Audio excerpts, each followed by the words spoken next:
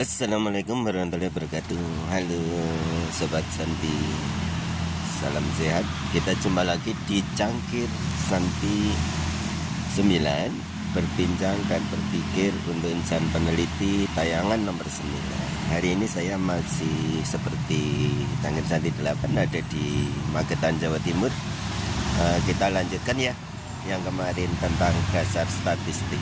Kemarin sudah kita jelaskan bersama konsep umum statistik, yaitu pengumpulan data, pengolahan data, analisis data, penyajian data, dan interpretasi data. Nah, kali ini kita akan fokus pada pengumpulan data.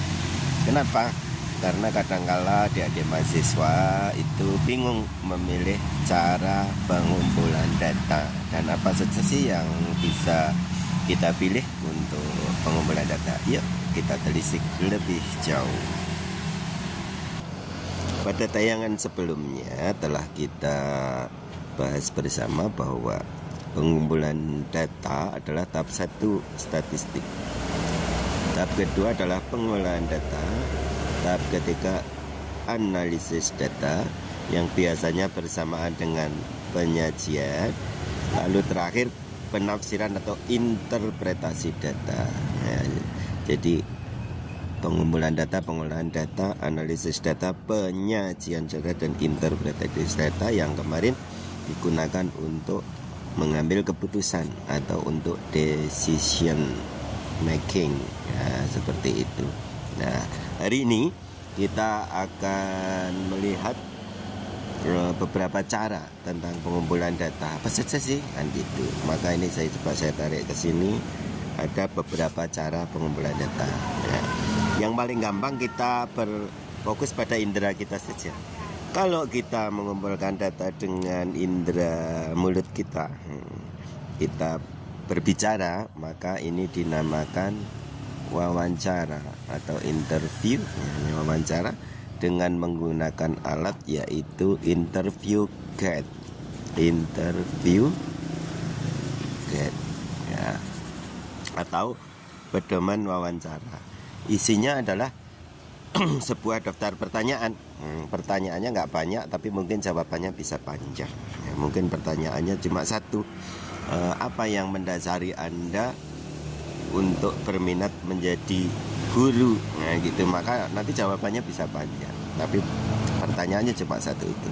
Apa yang menjadi dasar keinginan menjadi guru? Yang kedua, jika kita menggunakan indera penglihatan kita atau melihat, itu namanya observasi atau pengamatan ya. Alat yang digunakan ya instrumen observasi. Instrumen observasi. Misalnya contohnya adalah checklist. Misalnya adalah checklist ya. Misalnya saja kita sedang mengumpulkan data tentang keterampilan memasak. Nah, sehingga peneliti cukup melihat saja bagaimana seorang juru masak itu memasak, lalu diamati dan hasilnya dijontreng-jontreng di dalam checklist. Misalnya cara menggoreng, cara mengiris, cara menakar bumbu, dan seterusnya. Nah, apabila kita menggunakan indera atau alat tubuh kita, misalnya pakai tangan, yaitu menulis, maka metode itu lazim dinamakan angket. Nah, alatnya disebut kuesioner ya, atau daftar pertanyaan. Kalau angket biasanya pertanyaan banyak tetapi jawabannya pendek-pendek ya, sehingga ini peneliti akan mengumpulkan banyak item dalam waktu bersamaan sehingga lebih efisien. Anda bayangkan jika pakai wawancara dan itemnya banyak, kan nanti tidak efisien. Yang keempat, apabila kita tidak ingin mengumpulkan data sendiri tetapi memakai data yang sudah ada, itu dinamakan dokumen studies atau studi dokumen. Nah, alatnya adalah ya dokumen terkait, itu alatnya. Sebagai contoh, peneliti ingin mengumpulkan data tentang cara persalinan atau metode persalinan dari para ibu yang sudah melahirkan. Peneliti cukup melihat dokumennya disebut rekam medik. Nanti ada yang melahirkan dengan operasi seksio, melahirkan secara spontan, melahirkan dengan pertolongan vakum, dan seterusnya. Jadi tidak usah melihat sendiri. Dan yang terakhir, pengumpulan data yang tidak bisa wawancara, tidak bisa observasi, tidak bisa angket, tapi suatu settingan khusus.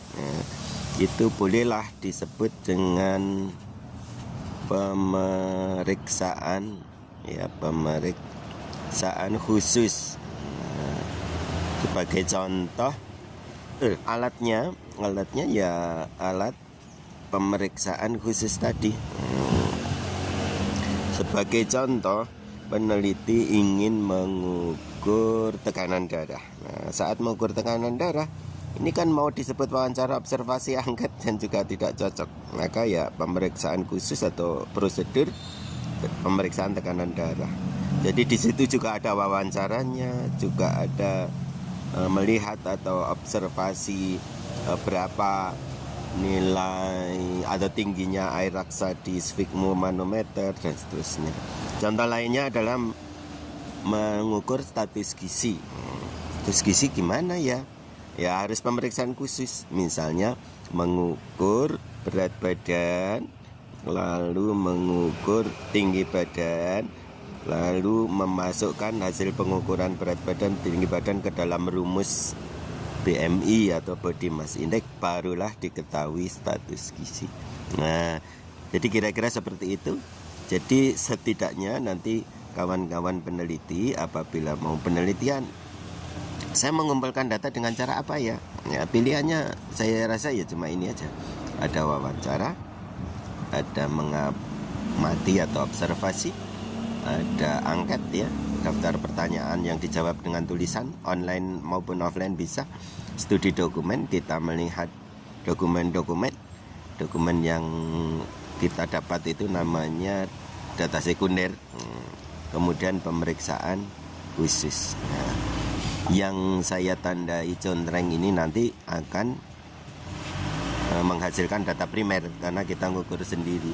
Sedangkan studi dokumen itu sebenarnya kan dulu diukur oleh orang lain, berarti ini data sekunder. Kalau ini yang diukur sendiri data primer. Kira-kira itu yang bisa saya jelaskan, Sobat Santi. Semoga ini bisa menambah wawasan setidak-tidaknya untuk kawan-kawan peneliti. Karena penelitian itu sebenarnya di mana saja bisa. Kawan-kawan yang bekerja sebagai guru itu sehari-hari itu sebenarnya banyak penelitian yang tidak resmi barangkali yang bisa nanti menjadi dasar untuk perbaikan layanan pendidikan. Ya, kira-kira seperti itu.